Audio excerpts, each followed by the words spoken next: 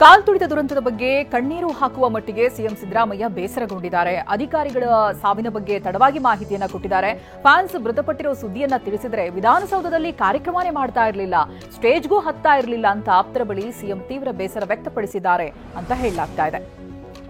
ಬೆಂಗಳೂರಿನಲ್ಲಿ ಕಾಲ್ತುಳಿತದಲ್ಲಿ ಸಾವನ್ನಪ್ಪಿದ್ದ ಭೂಮಿಕ್ ಎಂಬ ಬಾಲಕನ ತಂದೆಯ ಆಕ್ರಂದನ ಮುಗಿಲು ಮುಟ್ಟಿದೆ. ಹಾಸನ ಜಿಲ್ಲೆಯ ಕುಪ್ಪುಗೋಡುವಿನಲ್ಲಿ ಭೂಮಿಕ್ನ ಸಮಾಧಿ ಮೇಲೆ ಬಿದ್ದು ಭೂಮಿಕ್ ತಂದೆ ಲಕ್ಷ್ಮಣ್ ಗೋಳಾಡಿದ್ದಾರೆ. ನನ್ನ ಮಗನಿಗೋಸ್ಕರ ಎಲ್ಲವನ್ನ ಮಾಡಿದ್ದೆ, ಆದರೆ ಅವನೇ ಇಲ್ಲ ಅಂತ ರೋಧಿಸಿದ್ದಾರೆ. ಕಾಲ್ತುಳಿತ ಪ್ರಕರಣ ಬೆನ್ನಲ್ಲೇ ಕರ್ನಾಟಕ ರಾಜ್ಯ ಕ್ರಿಕೆಟ್ ನಿಯಂತ್ರಣ ಮಂಡಳಿಗೆ ಬಿಬಿಎಂಪಿ ಶಾಕ್ ಕೊಟ್ಟಿದೆ.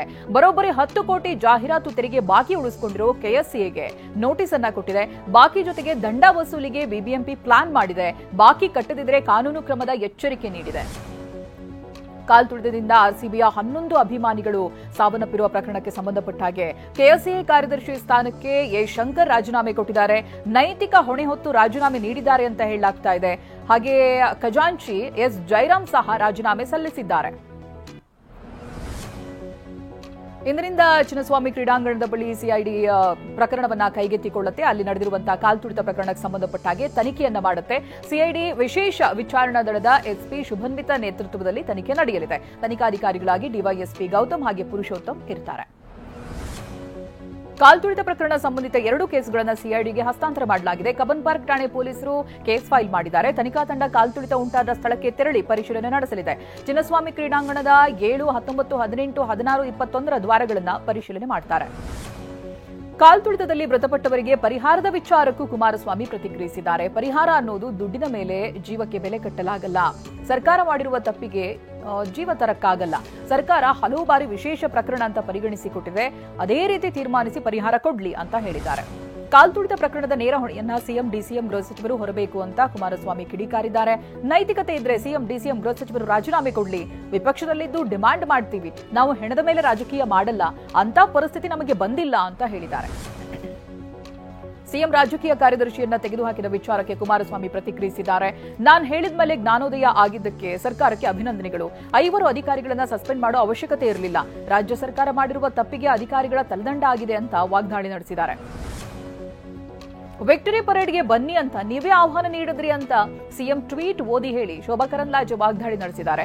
ನಿಮ್ಮ ಟ್ವೀಟ್ ನಂಬಿ ಬಂದವರನ್ನ ರಕ್ಷಣೆ ಮಾಡಲಿಲ್ಲ ಯಾಕೆ? ವಿಧಾನಸೌಧದ ಬಳಿನೇ ಅನಾಹುತ ನಡೀಬೇಕಿತ್ತು, ಆದರೆ ದೇವರ ದಯೆಯಿಂದ ಏನೂ ತೊಂದರೆ ಆಗಿಲ್ಲ. ಸರ್ಕಾರದ ಮುಖ್ಯ ಕಾರ್ಯದರ್ಶಿ ಏನ್ ಮಾಡ್ತಿದ್ರು ಅಂತ ಪ್ರಶ್ನಿಸಿದ್ದಾರೆ. ಪೊಲೀಸ್ ಆಯುಕ್ತರ ಅಮಾನತನ್ನ ಸಂಸದ ರಾಜಶೇಖರ್ ಹಿಟ್ನಾಳ್ ಸಮರ್ಥಿಸಿಕೊಂಡಿದ್ದಾರೆ. ಸರಿಯಾಗಿ ಕೆಲಸ ನಿರ್ವಹಿಸಿಲ್ಲ, ಹೀಗಾಗಿ ಅವರ ಮೇಲೆ ಕ್ರಮ ಆಗಿದೆ. ಎಲ್ಲಾ ಘಟನೆಗೆ ಪ್ರಧಾನಿ, ಸಿಎಂ ಹಾಗೆ ಗೃಹ ಸಚಿವರು ಹೊಣೆಯಾಗಲ್ಲ ಅಂತ ಹೇಳಿದ್ದಾರೆ. ಹಾಸನದ ಬೇಲೂರು ತಾಲೂಕಿನ ಕೆರಳೂರ ಗ್ರಾಮದಲ್ಲಿ ಅನೈತಿಕ ಸಂಬಂಧಕ್ಕಾಗಿ ದುಷ್ಟ ಮಹಿಳೆಯೊಬ್ಬಳು ಇಡೀ ಕುಟುಂಬಕ್ಕೆ ವಿಷ ಹಾಕಿದ್ದಾಳೆ. 33 ವರ್ಷದ ಯುವತಿ ತನ್ನ ಪತಿ ಹಾಗೆ ಮಕ್ಕಳು, ಅತ್ತೆ, ಮಾವ ಕೊಲೆಗೆ ಯತ್ನಿಸಿದ್ದಾಳೆ. ಶಿವು ಎಂಬಾತನ ಜೊತೆಗಿನ ಅನೈತಿಕ ನಂಟಿಗಾಗಿ ತನ್ನ ಕುಟುಂಬದವರು ತಿನ್ನುವಂತ ಊಟಕ್ಕೆ ವಿಷ ಹಾಕಿದ್ದಾರೆ.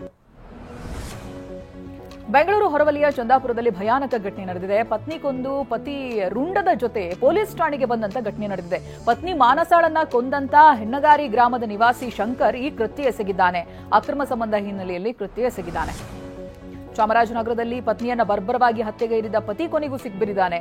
ಇದೇ ಜೂನ್ 3ನೇ ತಾರೀಕು ಚಾಮರಾಜನಗರ ಪೊಲೀಸ್ ಠಾಣೆ ಕೂಗಳತೆ ದೂರದಲ್ಲಿ ಪತ್ನಿ ವಿದ್ಯಾಳನ್ನ ಪತಿ ಗಿರೀಶ್ ಕೊಂದು ಹಾಕಿದ್ದ. ಪತ್ನಿಯ ಅನೈತಿಕ ಸಂಬಂಧಕ್ಕೆ ಬೇಸತ್ತು ಈ ಕೃತ್ಯ ಎಸಗಿರುವುದಾಗಿ ಆರೋಪಿ ಪೊಲೀಸರಿಗೆ ಹೇಳಿದ್ದಾನೆ. ಉದ್ಯೋಗ ಖಾತ್ರಿ ಕಾರ್ಮಿಕರು ಗ್ರಾಮ ಪಂಚಾಯತ್ ಕಚೇರಿಗೆ ಮುತ್ತಿಗೆಯನ್ನು ಹಾಕಿದ್ದಾರೆ. ರಾಯಚೂರಿನ ಗೌಡನಬಾವಿ ಗ್ರಾಮ ಪಂಚಾಯತ್ ಕಚೇರಿಗೆ ಕಾರ್ಮಿಕರು ಮುತ್ತಿಗೆ ಹಾಕಿದ್ದಾರೆ. ಪಿಡಿಒ ವಸಂತಗೀತ ಸಿಬ್ಬಂದಿ ತಪ್ಪಿನಿಂದ ಹಣ ಜಮೆ ಆಗ್ತಾ ಇಲ್ಲ ಹಣ ಅನ್ನೋದಾಗಿ ಆಕ್ರೋಶ ಹೊರಹಾಕಿದ್ದಾರೆ. ದೇಶಾದ್ಯಂತ ಮುಸ್ಲಿಂ ಬಾಂಧವರು ಬಕ್ರೀದ್ ಹಬ್ಬವನ್ನು ಆಚರಿಸ್ತಾ ಇದ್ದಾರೆ. ತ್ಯಾಗ, ಬಲಿದಾನದ ಸಂಕೇತವಾಗಿರುವ ಬಕ್ರೀದ್ ಹಬ್ಬ ಹಿನ್ನೆಲೆಯಲ್ಲಿ ಮುಸ್ಲಿಂ ಬಾಂಧವರು ಸಾಮೂಹಿಕ ಪ್ರಾರ್ಥನೆ ಸಲ್ಲಿಸಿದರು. ಬಳಿಕ ಪರಸ್ಪರ ಶುಭಾಶಯ ವಿನಿಮಯ ಮಾಡಿಕೊಂಡರು. ನಾಡಿನಾದ್ಯಂತ ಮುಸಲ್ಮಾನರು ಬಕ್ರೀದ್ ಹಬ್ಬವನ್ನ ಸಂಭ್ರಮದಿಂದ ಆಚರಿಸ್ತಾ ಇದ್ದಾರೆ. ಬೆಂಗಳೂರಿನ ಚಾಮರಾಜಪೇಟೆಯ ಈದ್ಗಾ ಮೈದಾನದಲ್ಲಿ ಮುಸಲ್ಮಾನರು ಬೆಳಗಿನ ಸಾಮೂಹಿಕ ಪ್ರಾರ್ಥನೆಯಲ್ಲಿ ಪಾಲ್ಗೊಂಡಿದ್ದಾರೆ. ಈ ವೇಳೆ ಕಾಲ್ತುಳಿತ ಹಿನ್ನೆಲೆ ಕೂಡ ಸಾಮೂಹಿಕ ಪ್ರಾರ್ಥನೆಯನ್ನ ಸಲ್ಲಿಸಲಾಗಿದೆ. ಕರಾವಳಿಯಲ್ಲಿ ಮುಸ್ಲಿಮರ ಪವಿತ್ರ ಹಬ್ಬ ಬಕ್ರೀದ್ ಸಂಭ್ರಮ ಮನೆ ಮಾಡಿದೆ. ಜಿಲ್ಲೆಯ ಮಸೀದಿಗಳಲ್ಲಿ ವಿಶೇಷ ಪ್ರಾರ್ಥನೆ, ಪ್ರವಚನ ನಡೆಸಲಾಗ್ತಾ ಇದೆ.